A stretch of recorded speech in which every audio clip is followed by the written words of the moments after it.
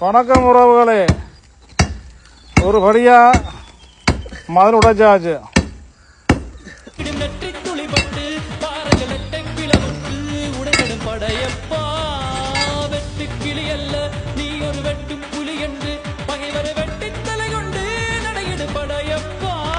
வெற்றிகரமாக பாதை ஏற்படுத்தப்பட்டு விட்டது.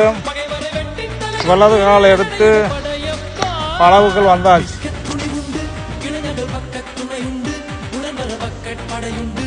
நடுறதுக்கு கண்டுகளும் கொண்டாச்சு. பொய்யா மா ஆரஞ்சு கஷு